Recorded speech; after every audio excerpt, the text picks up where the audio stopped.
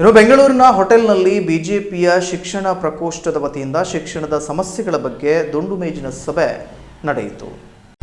ಪ್ರಸ್ತುತ ಶಿಕ್ಷಣ ಕ್ಷೇತ್ರದಲ್ಲಿರುವ ಹಲವಾರು ಸಮಸ್ಯೆಗಳಾದ ಮೂಲಭೂತ ಸೌಕರ್ಯಗಳ ಕೊರತೆ, ಶಿಕ್ಷಕರ ಹಾಗೂ ಉಪನ್ಯಾಸಕರುಗಳ ಸಮಸ್ಯೆಗಳ ಬಗ್ಗೆ, ಶಾಲೆಗಳಲ್ಲಿ ಖಾಲಿ ಇರುವ 70,000ಕ್ಕೂ ಹೆಚ್ಚು ಹುದ್ದೆಗಳ ಭರ್ತಿಯ ಬಗ್ಗೆ ಹಾಗೂ ಹಲವಾರು ಶಾಲೆ ಕಾಲೇಜುಗಳನ್ನು ಮುಚ್ಚುತ್ತಿರುವ ಬಗ್ಗೆ ಅಲ್ಲದೆ ವಿಶ್ವವಿದ್ಯಾಲಯಗಳನ್ನು ಮುಚ್ಚುವ ಸರ್ಕಾರದ ಯೋಜನೆಯ ಬಗ್ಗೆ ಬಿಜೆಪಿಯ ವಿಧಾನ ಪರಿಷತ್ತಿನ ಸದಸ್ಯರುಗಳ ಮುಂದೆ ಶಿಕ್ಷಣ ತಜ್ಞರ ಅಭಿಪ್ರಾಯಗಳನ್ನು ಅಂಕಿಅಂಶಗಳ ಸಮೇತ ಮಂಡಿಸಲಾಯಿತು.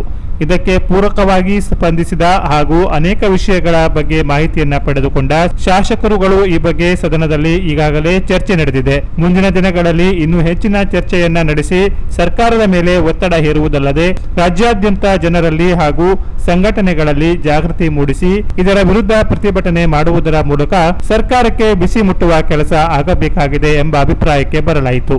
ಈ ಸಂದರ್ಭದಲ್ಲಿ ವಿಪಕ್ಷ ನಾಯಕರಾದ ಛಲವಾದಿ ನಾರಾಯಣಸ್ವಾಮಿ, ವಿಧಾನ ಪರಿಷತ್ತಿನ ಸದಸ್ಯರುಗಳಾದ ಸಿಟಿ ರವಿ, ವಿಧಾನಸಭೆಯ ಸಚೇತಕರಾದ ರವಿಕುಮಾರ್, ವಿಧಾನ ಪರಿಷತ್ತಿನ ಸದಸ್ಯರುಗಳಾದ ಸಂಕನೂರು, ಡಿಎಸ್ ಅರುಣ್, ಧನಂಜಯ್ ಸರ್ಜೀತ್, ತಳವಾರ ಸಾಬಣ್ಣ, ಕೆಎಸ್ ನವೀನ್, ಶಾಂತಾರಾಮ್ ಸಿದ್ದಿ, ನಿರಾಣಿ ಹಾಗೂ ಶಿಕ್ಷಣ ತಜ್ಞರುಗಳಾದ ಪಿವಿ ಕೃಷ್ಣ ಭಟ್, ಚಟಪಳ್ಳಿ, ಶ್ರೀನಿವಾಸ ಬಳ್ಳಿ, ರಾಘವೇಂದ್ರ, ಸುಧೀಂದ್ರ, ದೇಶಪಾಂಡೆ ಹಾಗೂ ಇತರರು ಭಾಗವಹಿಸಿದ್ರು. ಶಿಕ್ಷಣ ಪ್ರಕಾರ ರಾಜ್ಯ ಸಂಚಾಲಕರಾದ ಶಶಿಧರ್ ಅವರು ಸ್ವಾಗತಿಸಿದರು ಹಾಗೂ ರಾಜ್ಯ ಸಹ ಸಂಚಾಲಕರಾದ ಎಂಜಿ ಭಟ್ ಅವರು ವಂದಿಸಿದರು.